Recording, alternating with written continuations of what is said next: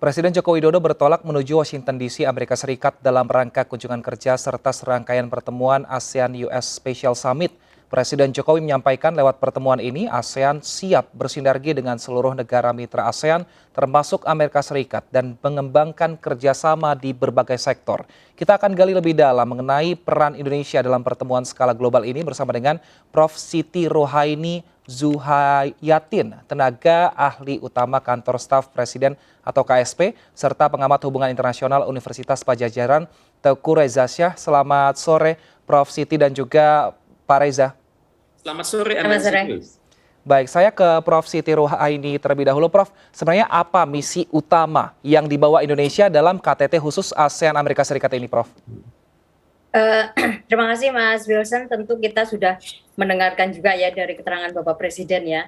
Jadi memang ada beberapa agenda ya. Jadi kalau disebutkan apa ini misi khususnya itu banyak gitu ya. Karena memang ini satu kunjungan yang cukup strategis gitu ya. Dan Bapak Presiden sendiri sudah menegaskan ini ada pertemuan summit ya antara ASEAN dan Amerika Serikat ya. Ini satu pertemuan tingkat tinggi dan kemudian juga beberapa agenda yang terkait dengan pertemuan dengan anggota Kongres itu juga menurut saya juga cukup strategis. Kemudian juga pertemuan dengan para CEO besar di Amerika tentu ini juga strategis, dan juga pertemuan dengan Wakil Presiden AS Kamala Harris dan tim perubahan iklim. Ini semuanya sebetulnya satu paket yang itu memang dalam misi lawatan beliau ya secara khusus. Jadi kita tidak bisa mengatakan hanya satu, tapi memang ini adalah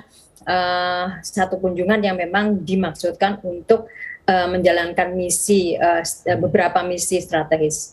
Ya. Baik.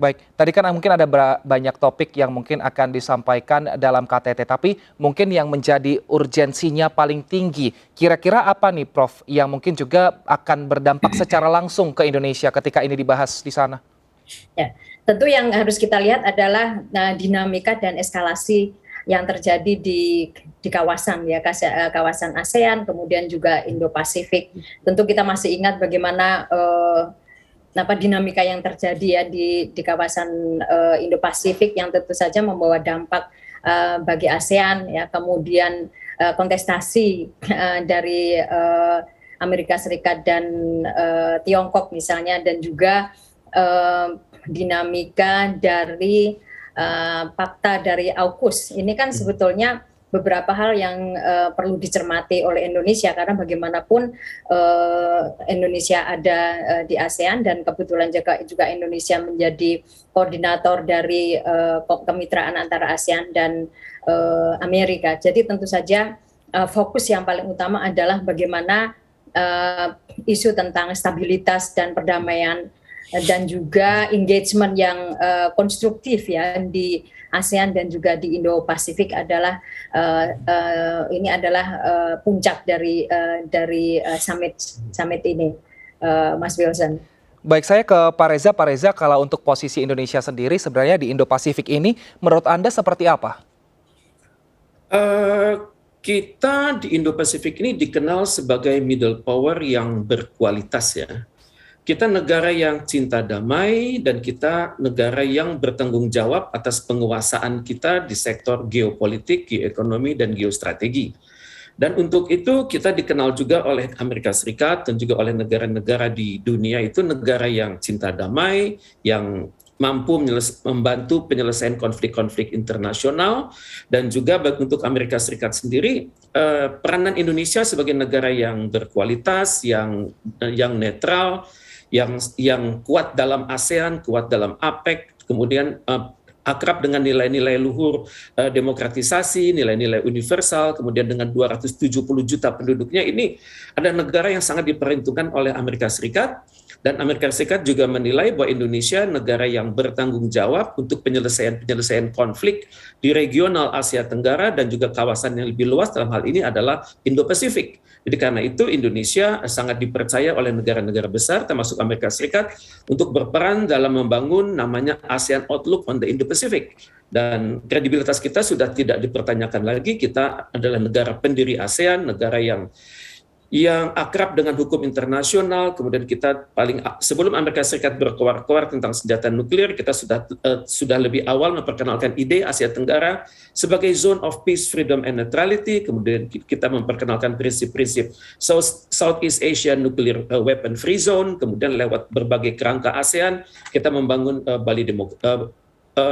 Treaty of Amity and Cooperation.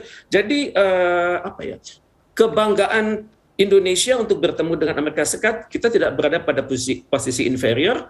Kita adalah mitra Amerika Serikat yang Amerika Serikat bisa berharap untuk kepentingan nasionalnya di masa depan untuk didukung oleh Indonesia. Nah, kalau ternyata Indonesia ini cukup strategis seperti itu saat ini posisinya dalam Indo-Pasifik. Nah, seberapa besar pengaruh Indonesia nantinya mengenai poin-poin yang akan disampaikan dan juga seperti apa penyampaiannya sebaiknya Pak Reza agar strategi yang disampaikan oleh Indonesia ini bisa diterima oleh negara-negara mitra dari KTT dan juga bisa berpengaruh entah itu secara ekonomi ataupun secara bisnis di Indonesia, Pak Reza? Pertama, kita sudah punya modal kredibilitas ya, pertama. Dan yang kedua, kita adalah penghubung Amerika Serikat dalam berhubungan dengan ASEAN secara kolektif saat ini ya.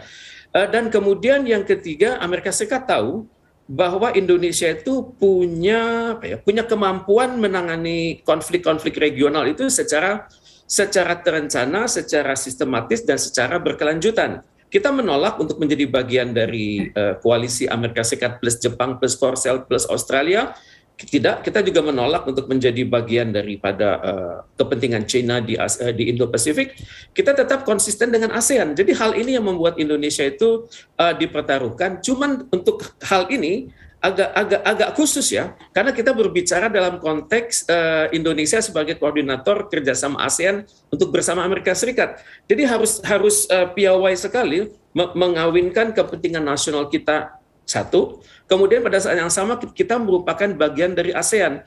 Jadi saya sangat berharap dalam pertemuan ini bahwa selain ada dialog ASEAN dengan Amerika Serikat, mungkin di sela-sela itu perlu ada dialog khusus antara Indonesia dengan dialog-dialog bilateral antara Indonesia dan Amerika Serikat. Tadi tepat sekali dikatakan Elon Musk tampaknya sedang mencari waktu yang pas untuk ketemu dengan pimpinan Indonesia. Jadi hal ini bagus. Untuk berbicara pada level kepala negara, kita bisa berbicara tentang sustainable development growth, kita bisa berbicara soal sikap Indonesia dalam berurusan dengan AUKUS, kemudian dengan ASEAN Outlook on the Indo-Pacific, dalam rivalitas AS-China, barangkali Amerika Serikat bertanya soal Belt and Road Initiative, mungkin juga akan bertanya soal Myanmar.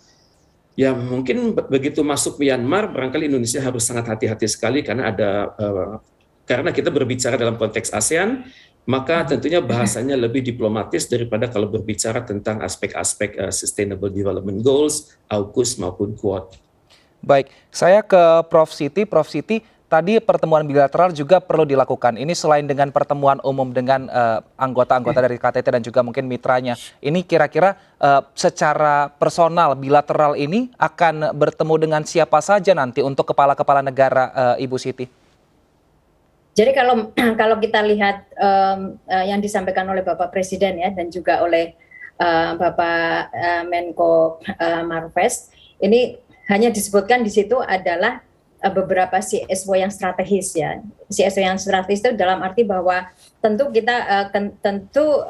tim Indonesia akan mempertimbangkan pertemuan bilateral ini akan secara konstruktif nanti engage pada isu-isu politik ya, tadi disampaikan oleh Prof. Reza juga ada beberapa hal yang tentu Indonesia mempunyai modalitas yang cukup kuat ya, dan modalitas kita bukan hanya modalitas yang bersifat kognitif, kita melakukan itu dan kita punya modalitas, apakah itu penyelesaian masalah konflik ya, modalitas kita tentang politik bebas aktif, itu secara politik memang kita betul-betul itu walk the talk gitu ya. Jadi ini sebetulnya cukup confident ya Prof. Reza ya, ketika misalnya kita akan melihat itu membicarakan itu secara diplomatis. Nah yang kedua tentu secara ekonomi ya, Bapak Presiden sendiri sudah menekankan terus-menerus bahwa Indonesia harus stop untuk mengekspor raw materials. Itu harus harus menjadi bahan jadi atau bahan setengah jadi. Nah ini tentu ini adalah satu peluang ya ketika ada agenda untuk bertemu dengan para CEO yang besar di Amerika, tentu tujuannya adalah bagaimana menegosiasikan peluang ke depan agar ekspor Indonesia ini adalah ekspor yang setengah jadi atau jadi, ya, sehingga ini akan membawa dampak ya remiten yang jauh lebih baik gitu. Dan memang ini menjadi komitmen dari Bapak Presiden bahwa sekarang kita harus mengekspor sesuatu yang sifatnya produk ya, bukan raw. Jadi tentu ini sangat strategis secara bilateral dan seperti tadi di dalam awal Bang Wilson mengatakan bahwa ini sedang ada range, tentu saja ini sifatnya sangat dinamis ya. Tentu ini sangat dinamis untuk juga melihat peluang-peluang yang nanti dapat dilakukan oleh delegasi